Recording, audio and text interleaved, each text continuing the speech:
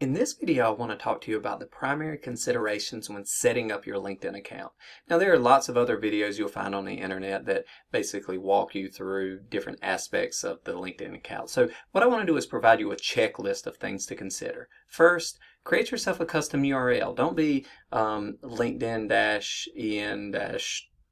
some long thing. Make it your name. If your name's not available, some combination of your name with dashes, that type of thing. It can be far more memorable for others. It can be easier to put on a business card, that type of thing. Okay, so custom URL, important. Next, your photos. The best advice I can give on photos, when it comes to the headshot, make it a headshot, right? You do not want your full body in there type thing. Particularly, this is important in terms of recruiters and things like that who are looking at your profile. Oftentimes, they want to see more detail in your face. Psychological studies show that we can tell a lot about individuals just by looking at the close characteristics of their face in a picture, right? We can actually make suppositions about their personality and things like that. So when you take your picture, make sure it's cropped in tight, and smile. Make certain it's the genuine smile. If it's a fake smile, if it's not real, individuals can pick up on that as well. You won't relate as well to others. So remember that. Closely cropped, genuine smile, professional attire, particularly attire that meets the level of formality of the industry you're looking for. Okay, so show that you have that level of fit, right? And that's how you present yourself. That's how you demonstrate yourself to others.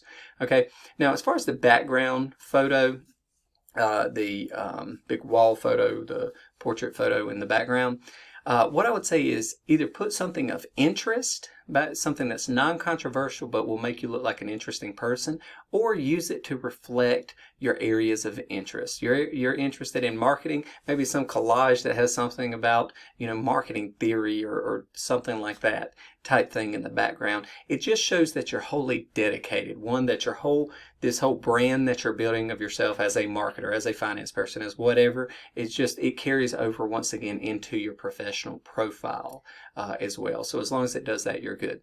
Your headline, that's your title, right? Make sure it's a talking title.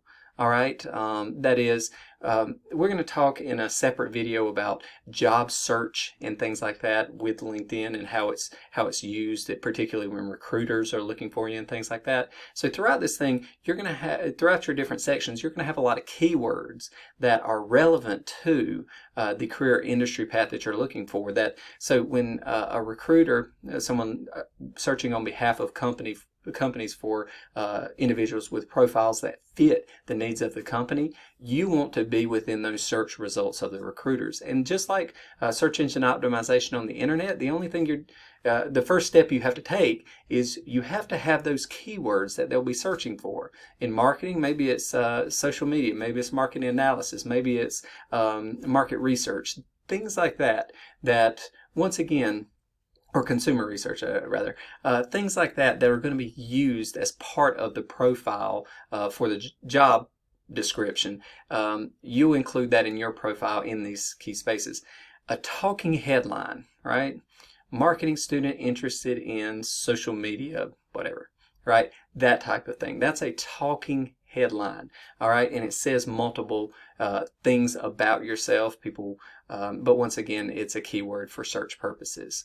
In the About You section, the same way. You can put a little bit of stuff about personal aspects, things like that, but primarily the things that you're focusing on in this section are the ability to say what you're looking for professionally. What are your aspirations? What are your ambitions? That type of thing. And what you've done to... much of your other portions of your LinkedIn profile will say the things you've done to get there. This will allow you to say why you want that, right?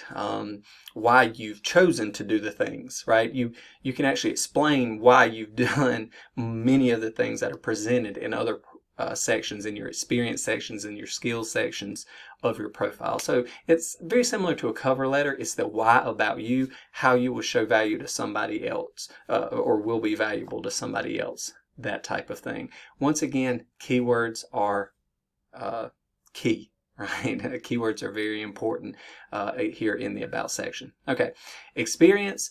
The one thing I can say about experience, one, you're going to have keywords again. So use industry specific terms no matter your job field or function. Okay, whatever you did in terms of experience, show your business acumen. Take some of the things that they would care about in your career field. In marketing, things like total users, customer turnover, things like that. If it's more operations related, take accounting based terms like anything from revenue to expenses to, once again, turnover, things like that. Things that will show your business acumen in general. Because if a position is not related to whatever you strive to be in or go into, right? Just showing your business acumen is still an extremely positive thing for you.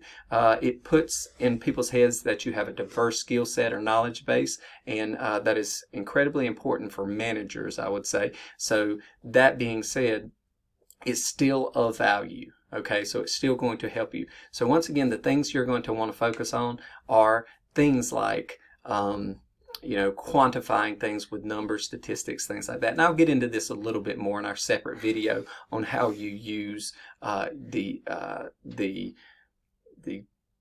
LinkedIn profile for career development purposes, right?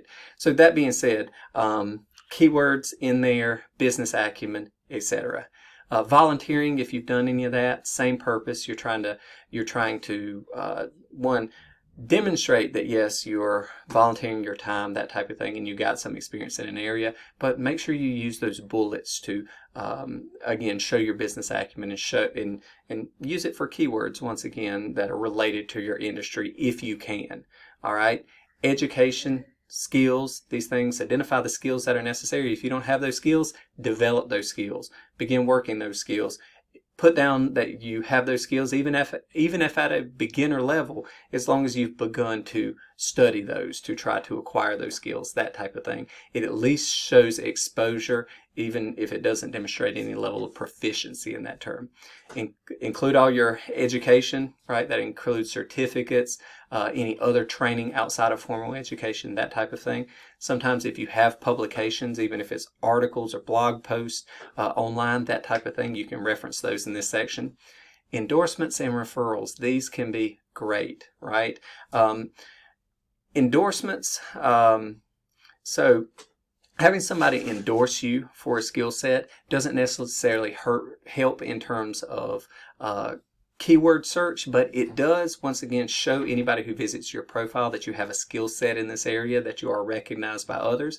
So once again, not a bad credential to have. References, however, people who actually write something, I had this interaction with them and this was the outcome, that type of thing, very valuable. There's actually a function on LinkedIn where you can use that to ask people for references for your profile. You can actually write up a reference for them, send it to them and say, would you mind, here's a template for you to go off of, would you mind writing me a reference, and send that request to them. And once again, they're going to use that template very closely to write the reference. So you can stuff it with keywords, that type of thing, to make certain it's representing, one, the relationship you have, but two, also be useful to you in terms of showing up in the search results when recruiters are recruiting for job positions for companies that you're interested in. Okay, interest, once again, can be just something that tells something about you personally. And then joining groups, right, can be, one, you can set alerts and notifications type thing, but once again, it's just a signal of things you're interested in type scenario. And believe it or not, following certain groups, if you do actively follow in the news feed and things like that, information that's relevant to you can come through regularly like that. Now, if you think about these various things, one, you can dig in deeper in other videos about each of these aspects, but if you know holistically the purpose here, what you're going for, one, presenting yourself as a professional, two, attracting recruiters, then you've done everything you can in terms of setting up your LinkedIn profile like a professional.